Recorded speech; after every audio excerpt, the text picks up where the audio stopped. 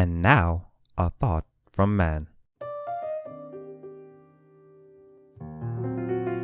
Okay, Netflix has been on a major roll when it comes to animation. I mean, they've just been pumping out quality show after show with a few hiccups here and there. But I digress. And their most recent show, Hilda, has me completely hooked. I mean, I really enjoy everything about this show. I went into it without much knowledge, but I found myself completely enraptured by it. It really is just a pure series, plain and simple. I don't think I can really say much bad about it. Well, I could, but that would make me a jerk, and we wouldn't want that now, would we? Well, okay, but... The series is from this guy named Luke Pearson, who was a writer for Adventure Time and made graphic novels about this series. It's kind of nice that he was able to turn his own book series into an actual TV show. I kind of like that aspect of it, is that he's adapted this the way he wants to, and he managed to get what he wanted. That's something I can really appreciate about this. The main premise is about this little girl who moves from a supernatural wilderness to a big city called Trollberg. It has a sweet innocence to it, as well as a great sense of wonder and, dare I say, whimsy? It feels natural in trying to get you enthralled with the environment and characters. Nothing feels manipulative, it just feels warm and right. It works in the sense of discovering new things that inhabit the world and dealing with those new things. I just find myself really lost in everything that they want you to experience with this show. It's like discovering new things but with a child's mindset. It really works very well in its execution. I really have to give them props on that. Okay, now this is interesting. The characters are a major selling point of the series and help keep you hooked into everything that's going on. You have the title character Hilda, who's this adventurous little girl who just loves to look around her environment and find new and interesting things about it. She honestly embodies what it feels like to be a kid and live in a supernatural world filled with all these different and crazy creatures. You easily see a kid being amazed at some things that she discovers. She also captures what it's like to have to adjust to a new environment when you move. She's very insecure about it since she's never experienced other humans before. She's mostly lived with just her mom in a cabin out in the wilderness. So you really do sympathize with how she feels with having to move away and discover life in general now. I really like that simple aspect to it. It doesn't matter. But it did remind me that seeing as I don't really know how things work around here, I'm awfully lucky to have you two as friends. So, from now on, I won't force you to do anything scary you don't want to. There's Hilda's mom, who's just referred to as Mum. Okay. She serves the purpose of being Hilda's mom while living in this fantasy world. You see she truly cares for Hilda's well-being and always want to do right by her, but also allow Hilda to be free to explore and be herself. She's a very sweet character, honestly, and I like the dynamic between her and Hilda. It feels genuine. Hilda, I've been thinking about those threats. I'm working on that. I know, but all this trouble has made me think how we're the only people for miles in this whole valley. But that's what I love about it. But wouldn't you like to have some other kids to talk to? I have myself to talk to. And Twig.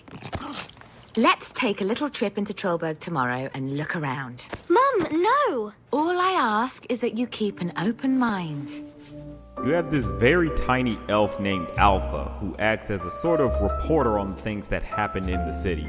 His kind are all about bureaucracy. It's actually kind of a funny little thing they got going on here. Our tale begins in the time of the first elves. Two elf families met at dawn on an ancient plot of land. Their purpose? To execute a real estate contract. Wait, is this a story about paperwork? Oh yes, most elf legends are. You have some of Hilda's friends that she meets in the big city, like Frida. She's a part of this group of scouts that are like the Boy Scouts and Girl Scouts combined. She's very determined and a little bit obsessed with trying to collect all the badges she can. She also can be too into being organized. Hilda! There you are! When you were 3 minutes late, I was afraid you weren't coming. Come and see my project. There's also David, who acts as the sort of worrywart of the group.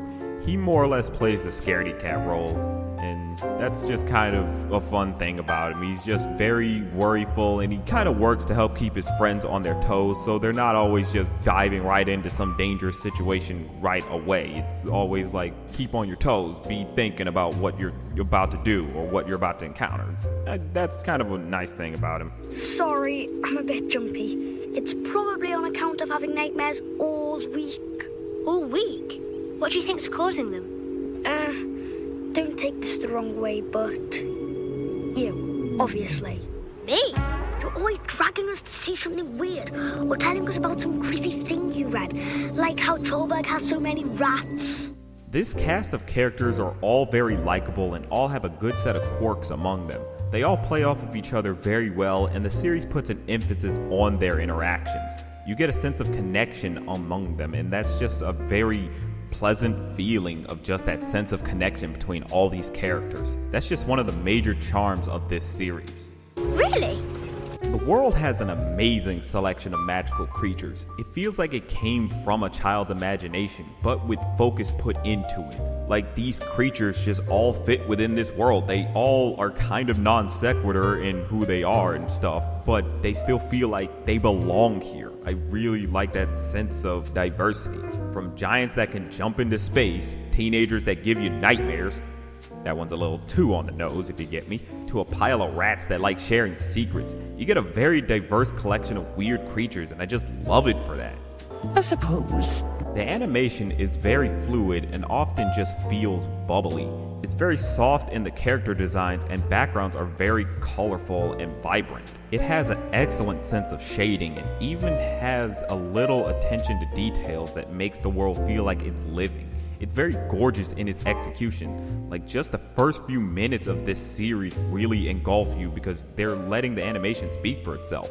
And also, one thing that really helps to that effect is the music.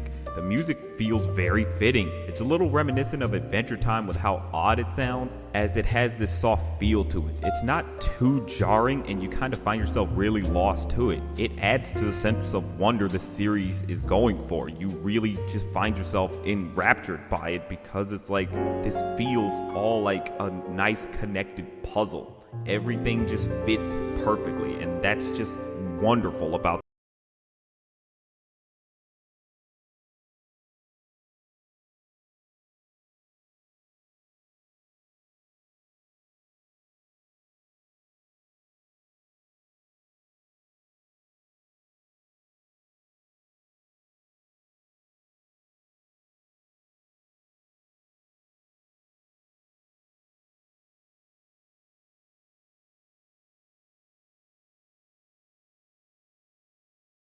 fun, lighthearted series and just absolutely spectacular.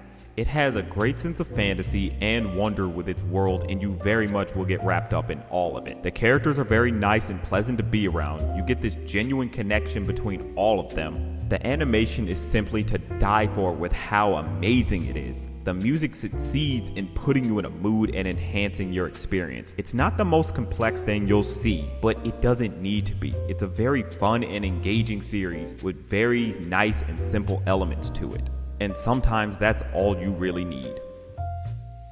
But that's just a thought.